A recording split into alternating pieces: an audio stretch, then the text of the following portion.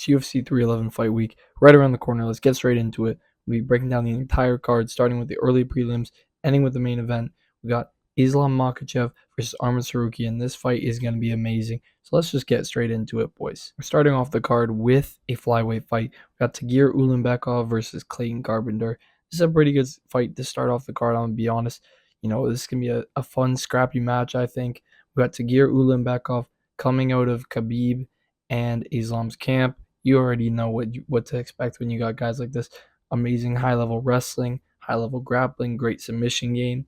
And then we got Clayton Carpenter, who is a very good wrestler and guy on the ground as well. He is coming off back-to-back submissions. So is Tagir Ulanbekov. Both guys are coming off back-to-back submissions. So this will be a fun fight. I do think it will be taking place mostly on the ground, mostly in the wrestling department and the grappling department. So it really depends which guy has the better wrestling. In my opinion, I do think Tagir Ulanbekov will be taking this fight, for understandable reasons. He's coming out of Khabib's camp. That's all it is. That's all that. I'm sorry to be stereotypical and stuff, man. I do think Clayton Carpenter is a very good fighter. He's a very good wrestler. He has a lot of power as well. So if he can stop Tagir's takedowns and get top control, I do believe he will be able to give some trouble to Tagir Ulanbekov. But I just think Tagir has better control on the ground, and he knows his way around the ground much more than Clayton Carpenter. Clayton Carpenter is a great prospect, though, and if he does win this fight, he will be breaking into the rankings, which I think would be well-deserved, but it is a tough ask going up against Ulanbekov. So I'm going to be taking Ulanbekov by decision. I don't think he will find the finish on Clayton Carpenter. Clayton Carpenter is very scrappy, and he keeps moving nonstop, doesn't get his foot off the gas. So I do think Tagir will be taking the decision win. But we will move on to a bantamweight match. We got Ricky Turcios versus Bernardo Sopaj. I believe this was scheduled in 2024, at least a month or two ago. I don't remember exactly who pulled out. I think it was Ricky Turcios, but this is a fun fight. It got rescheduled. I think, the odds do make sense for the most part. Ricky Tercios doesn't have great finishing capabilities. He struggled with guys like Raul Rosas Jr. He struggled on the ground especially. And Bernardo Sopaj is very, very good, very explosive on the ground and on the feet. But, he struggled with Vinicius Oliveira in that last round. He was gassing out a bit. He did do very well in the first and second round, though. He had top control, landing ground and pound, trying to get submissions off. He was really scrappy with it. And I think that's going to give a lot of trouble for Ricky Tercios, who is a guy who, when he is on the ground, he does give up bad positions like he did against Raul Rosas Jr., let him take his back, and got submitted. I do think that Bernardo Sopaj will get a decision in this fight. I just believe that Bernardo's better everywhere. This guy is very good. Honestly, he just got off to a rough start against the guy in Vinicius Oliveira, who was able to wear out the damage from the first couple of rounds, and in the later rounds was able to make Bernardo Sopaj gas out, which is the only worry in this fight. Will Sobaz gas out? We'll see if he does gas out, but I don't think he will against a guy in Ricky Tercios who, he can put on some pressure, but he does usually just accept bad positions and will get outstruck by Bernardo Sopaj. So I'm going to be going Sopaj by decision. I don't think he will get the finish on Tercios. Tercios will be able to circle around. I think it'll stay mostly on the feet, but if Sopaj gets him to the ground, he will be able to deal some nasty ground pound. So we're gonna go Sopaj by decision. But we'll move on to the next fight: Rinya Nakamura versus Muin Gafurov. This is a pretty good fight. I do think this will end in a finish. This one, Rinya, very good striker, very good grappler, and he is able to take it to the ground and deal an immense amount of damage. In his last fight, the person he was fighting, I forget his name, man. He pulled guard right off the get-go. The entire fight, he pulled guard. He was looking for his leg. He was looking for his arm, trying to get submissions on Rinya, but Rinya held his position, was able to deal ground and pound, and able to get that decision. I think he will be able to do the same in this fight. If not, find a finish. I think he will be able to find a finish on Moin Gafurov, who is a guy who gives up bad positions very easily, like he did in his past few fights. His first few fights in the UFC, he didn't do great. His last fight, he finally got a win. decision win. It was life or death in that fight. He needed that win to stay in the UFC. He got the win. It was a very good win on him, but I do not think that Muin has the best spirit when it comes to fighting as well. He has a very bad temper. He's a very, very bad temper, and he also tends to give those bad positions, like I'm saying. And Rin is a guy who will capitalize on that right away. He will find what he is doing wrong, and he will punish him. Rinya's got lots of power in his hands as well. At bantamweight, he's got lots of power, and I don't think Muin is going to be able to stand with him and bang with him for the full 15 minutes. I think Rinya will find either a submission or a knockout in round 2. So we will move on to the next fight: Carol Rosa versus Aylin Perez. I'm not 100% sure, but I think it is one of the only women's fights on this card. But not a bad fight. It's got ranking implications. Carol Rosa, very good at bantamweight, and she's been pretty dominant. But Aylin Perez, a lady who shakes her ass. I don't know. I don't know what else to really call her. She's been on a hot spree recently. Just came off a good submission win. Did not expect that submission win, I'm going to be honest, but good win on her. She pulled it off. Very nice work. And Carol Rosa does have, some trouble on the ground if it is taken to the ground. I don't think Aylin Perez will be able to get Carol Rosa to the ground, though. Carol Rosa has good takedown defense, and she is able to stand and bang. She's got very good striking in the bantamweight division. I don't think Perez will be able to stand and strike with her for very long. I do think Perez does have a lackluster defense. She does rely heavily on her grappling skills and heavily on her takedowns. So if she can't get that on Carol Rosa, who is a very big woman at bantamweight, it will be troublesome for her. So I will be going with Rosa by decision. We'll move on to the final fight of the early prelims. We got Grant Dawson versus Diego Ferreira, man. They'd be doing Grant Dawson dirty, man. He's finally in the rankings, and now they're giving him a guy in Diego Ferreira who could easily snag his spot in the rankings. I think the odds on this fight are a bit too wide for what it is. Diego Ferreira seems to be the underdog again and again and again, man. He's proved people wrong. He's on a 2-fight win streak, back-to-back knockouts, just destroyed Matus Rebecki, and he was a huge underdog in that fight. Absolutely brutalized his face for the entire 15 minutes, man. And then the fight before that, he absolutely demolished Michael Johnson, knocked him out just like what is it, Emmett did, absolutely flatlined him. That was a nasty knockout. So, you got to put a little bit of respect on Diego Ferreira. Sorry, there's so many Ferreiras. But Grant Dawson, man, I do think he is a more well-rounded fighter. A lot of his wins come by submission. Diego Ferreira has never been submitted, but when he is taken to the ground, he does struggle a bit. I do think Dawson will be trying to get the submission in this fight. I don't think he's going to want to stand and bang with Ferreira for very long because Ferreira has heavy hands. He's got underrated hands, but he is good in the striking department. And even though Grant Dawson has very good striking and is coming off of a knockout win, he does heavily rely on his grappling and his rear naked choke. Grant Dawson has a very good rear naked choke, very sneaky rear naked choke. He's gone over 5 submissions in the UFC alone, so I do think he will be looking for that going up against a guy in Diego Ferreira who is a good striker, a very, very good striker that could take off Grant Dawson's head at any moment. So I am going to be going Grant Dawson. I think he'll find a submission in this fight in the later rounds. So I think this could be a potential fight of the night, honestly, because both guys love to go and stand and bang for the whole 15 minutes. So we'll see how this one plays out, but I will be picking Grant Dawson by submission. We'll move on to the prelims, the main prelims. We're starting it off with Zachary Reese versus Cedric Dumas. This is an interesting fight. If MMA math were a thing, I would be picking Cedric Dumas. But as we saw last weekend, MMA math is not a thing. We got Zachary Reese. He lost to the man Brundage. Cody Brundage is a pretty bad loss. I'm not going to lie. He got KO slammed. But Cedric Dumas did beat Brundage. But we're going to completely avoid that because I do think that Zachary Reese is the way, way better fighter in every department. Striking, grappling, submission game, everything. Cedric Dumas is a decent striker, but I don't think he's as fast as a guy in Zachary Reese, who is a very dynamic kicker. He pushes the pace for the full 15 minutes. He struggled in his last fight because he'd never gone the full 15 minutes. And in his last fight, he did against a guy who was able to eat the shots, keep going, keep pushing the pace. But, Zachary Reese did get that win. Solid win for him. And I think he's just going to keep rolling along. The Brundage obviously set him back. That Brundage loss.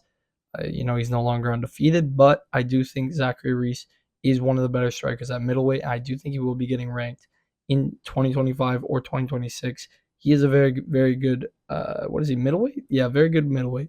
So I'm going to be going Zachary Reese. I think he's going to get the finish on Cedric Dumas. I don't think Cedric Dumas is really good. I'm going to be honest. He has some potential to do a little bit of damage to Zachary Reese, but I think Reese's striking is just levels above. Plus, he has submission threat on the ground if he does take him down. So I'm going to be going Zachary Reese by finish, either by KO or submission. Either or works. But we will move on to a very, very important fight in heavyweight. Jailton Almeida versus Sergey Spivak. This is a good fight, man. This is a pretty good fight. I do think this could be a potential masterclass by Jailton Almeida, though, man. Jailton Almeida is a guy who kind of lost a bit of aura after getting knocked out by Curtis Blades, but this is the most fit heavyweight in the entire division, man. The only guy who is not a fat lump or like, a little bit round like a dad bod. This dude's actually jacked at heavyweight. He's jacked at heavyweight. He's got an amazing submission game. His ground and pound is nasty. Once you're on the ground with Jailton Almeida, it is tough to get up.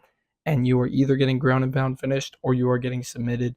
So in this fight, Sergey Spivak is coming off of a good submission win over Tybura, but Tybura is one of those fat lumps, and I do think Sergey Spivak was just bigger in that, and he was able to get the arm. It was a nice submission, but against a guy like Jailton Almeida, he won't be able to pull that off. I do think Jailton Almeida will find the finish in this fight by ground and pound or by submission. I just think Sergey Spivak is that mid-range heavyweight who will stay mid-range, and Jailton Almeida, he's got future heavyweight title implications. Honestly, I do believe if he wins this fight, and when he wins this fight, he could be moving up to the rankings, getting to that top 5 spot, or maybe moving up to top 4, and he could be looking at a title shot, hopefully, when we got Tom Aspinall's champ, if you know what I mean. Come on, John Jones, lock in, brother. But we will move on. Peyton Talbot versus Raoni Barcelos.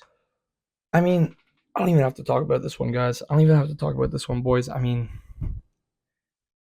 what do we really have to say? Look at these odds. These odds are despicable. Negative 1,100 on Peyton Talbot, man. Like, I don't even know what to say on this. I don't even need to bring up Raoni Barcelos. I don't care about Raoni Barcelos. We're just going to go Peyton Talbot. There's nothing to talk about, man. The odds speak for themselves. This is one that it's a hit. It's a guaranteed hit because the hype train behind this dude is actually so huge that I genuinely don't get it. I genuinely don't get this hype train behind him, but Payne Talbot, he's loved by everybody. He's got a flashy knockout style. He's even got submissions in his bag. So I do think he will find the finish on Raoni, and he'll probably be getting ranked in 2025. Let's be honest. They've been giving him sort of layups, sort of easy matchups or favorable matchups.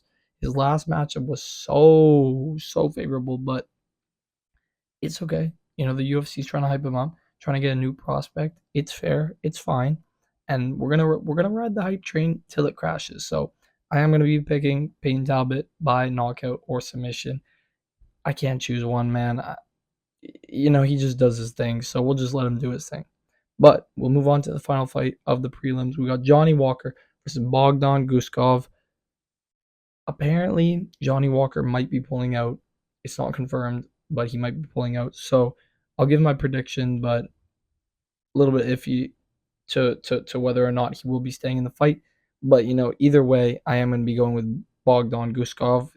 Obviously, man. I mean, Johnny Walker just time after time just keeps getting fucking flatlined, man. Like, I can't with Johnny Walker anymore, man. He makes me crash out every time I watch. I can't pick him. I can't pick him. I just he's a funny guy. He's a very funny guy, and he wins sometimes, but it's just not happening anymore, man. Johnny Walker is one of those guys at light heavyweight that needs to just make the jump to heavyweight. Johnny Walker, please, yo. I know you're not listening, but just gain 50 pounds. Go to heavyweight, man. Just become like 225 to 250, man, and go to heavyweight. You'll have a much better chin there. You'll be fighting fat heavyweights, and you'll break into the rankings easily. But here, against a guy in Bogdan Guskov, who's back to back knockout, pretty vicious knockout, and he's got heavy hands. I can already envision it. Like I can see it. I can see Johnny Walker flatlined, laying down on the ground, looking up in the sky, with his chin just like that, and his toes curled. I can see it. I can just see it, man. I think all you guys can see it. So I'm obviously picking Bogdan Guskov by nasty KO. But moving on to the main card, banger main card, boys. Banger main card. We got Kevin Holland versus Rainer the Ritter, man. RDR. Come on. This is a tough fight. It's a tough fight. I think Rainer the Ritter is very underrated in this matchup, man. The odds are very close for understandable reasons. But I think RDR got this one in the bag, man. I do like Kevin Holland, but this is the guy. Kevin Holland be coming out here. He talks shit, talks all this fucking shit, and then he gets clowned on, man. Uh, and he's a hit or miss. Kevin Holland, he just wants money. He doesn't want.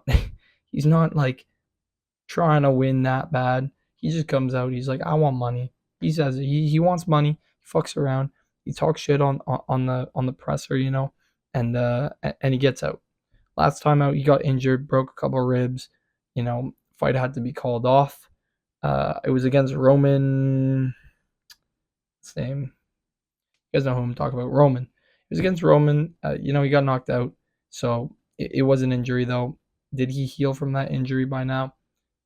We'll see. But I am going to be going with RDR. I think he's got that submission in the bag, man. And he's got that TISM scale. He's on that scale of like Dricus Duplessis, man. Like you got RDR and then you got DDP up here, but like they're on that same scale. Like they match each other's scale kind of. And that is a future champ right there. I see RDR having a great 2025, man. He's coming off that GM3 win. Nice submission. It was very close. It was a very close fight, but Rainer de Ritter did take it home, and I think he will be beating Kevin Holland this weekend. So I'm gonna be going Rainer de Ritter by submission, probably in the second or third. I say late third maybe, because this is gonna be a scrappy fight for a bit until Rainer de Ritter pulls off a goofy ass submission. But we'll move on to a very important lightweight matchup. We got Beneil Dariush versus Renato Moicano. Finally, Moicano is getting a little jump up in the rankings, a little opportunity to crack into the top 10. But, he's got a guy in Beneil Dariush who's coming off of a couple KO losses.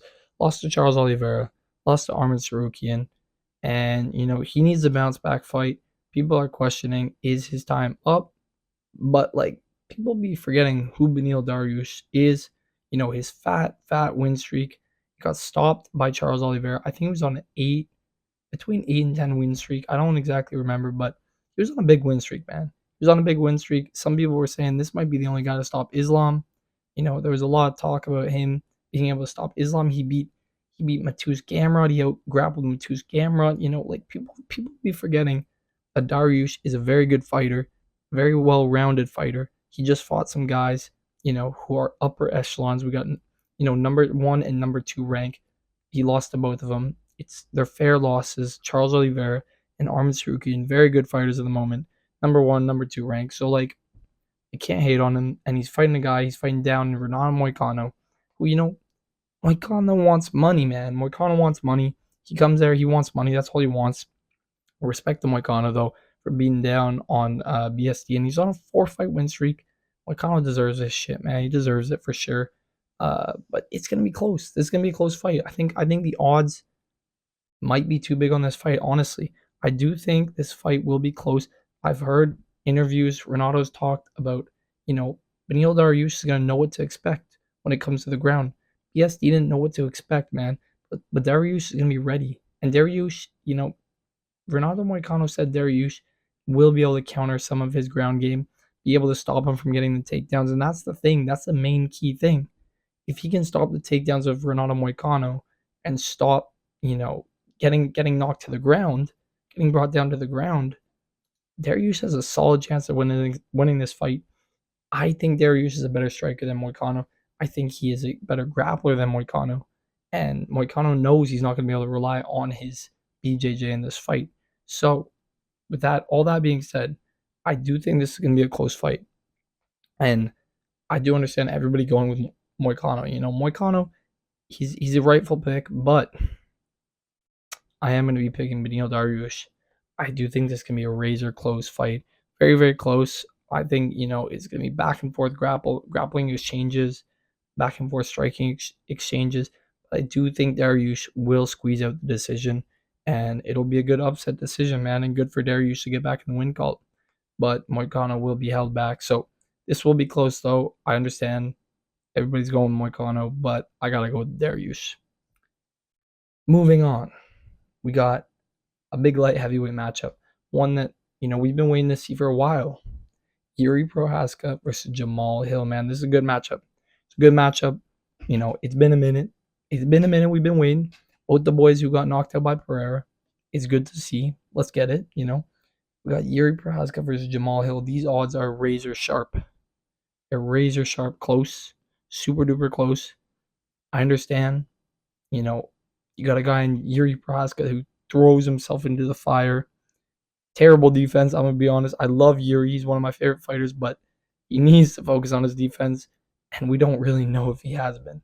So that's kind of the issue when we go into this fight. We're like, did Yuri finally work on his defense, or has he just been punching trees, man? Has he just been punching trees? Like, it's kind of difficult to say. But, then we got Jamal Hill, who just keeps on complaining and keeps on yapping about Alex Pereira, man. Like, I'm sick of it. We're all sick of it. We want Yuri to shut him down, man. I think most people want Yuri to shut Jamal Hill down and shut him up, man, because Jamal Hill has been talking about, oh, you got beat worse than I did against Alex Pereira. Like, how are you comparing how much worse you got beat than the other dude? Like, get out of here, man. Get out of here. I hope Yuri shuts him up, but this is going to be a close fight, and it does come down to whose defense is better, I think, because both men have good hands. Both men have power in their hands, but who's going to be landing more shots? Who's going to be landing the first shots? I do think Yuri will be putting the pressure on, and I don't think Jamal Hill is a very good counter striker. So I am going to be going with Yuri Prohaska with like a nasty knockout, some weird stuff, some weird shit, man. Some sort of check, ninja shit.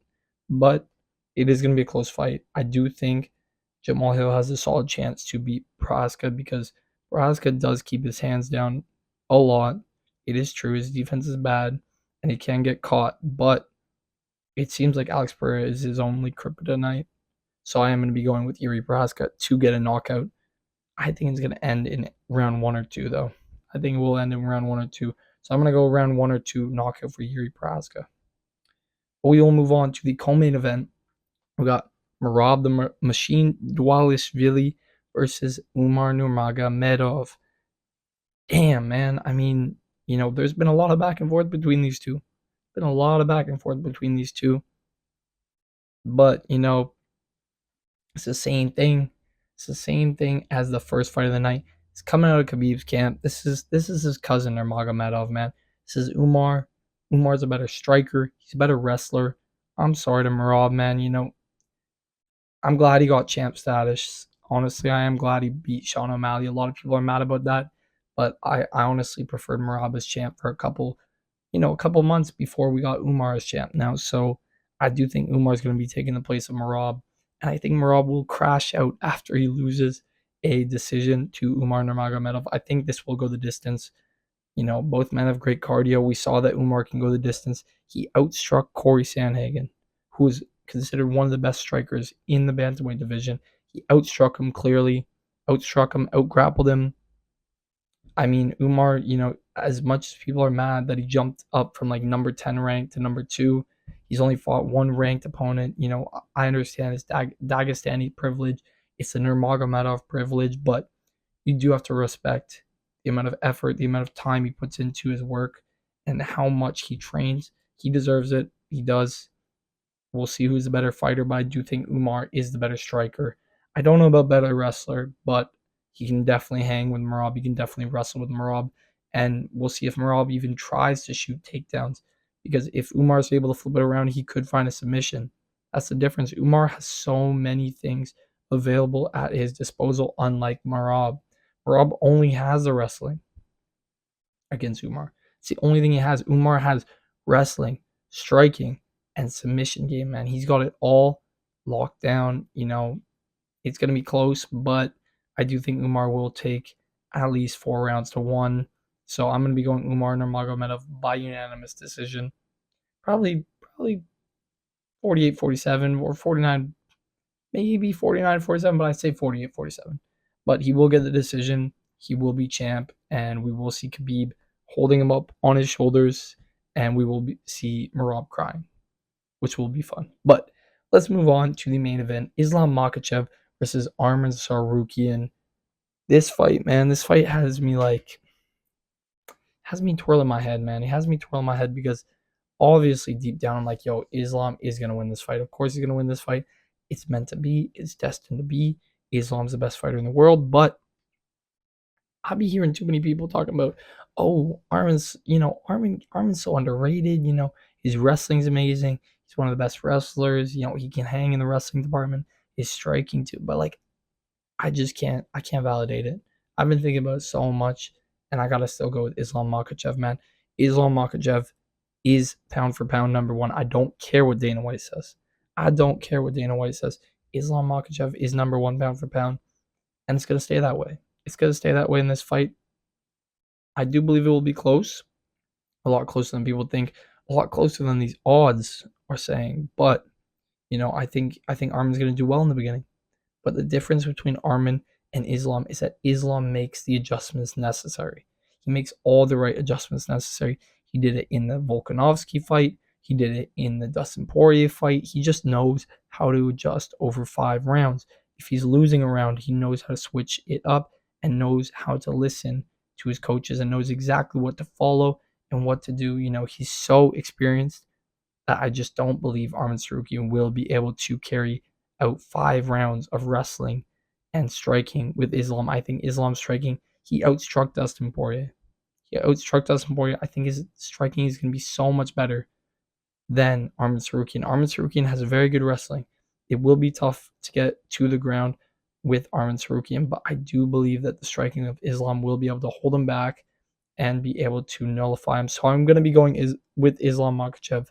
I think he will pull off a decision, though. I don't think he will be finishing Arman Tsarukyan, but I think Arman will do good in the beginning, but Islam will adjust and Arman will gas out a bit. So I will be going Islam Makhachev by decision. But that's the entire card, boys. I hope you guys enjoyed. If you did, hit that like button, hit the subscribe button, and drop your comments down below which fight you guys are most excited for. And I'll catch you guys in the next one. See you.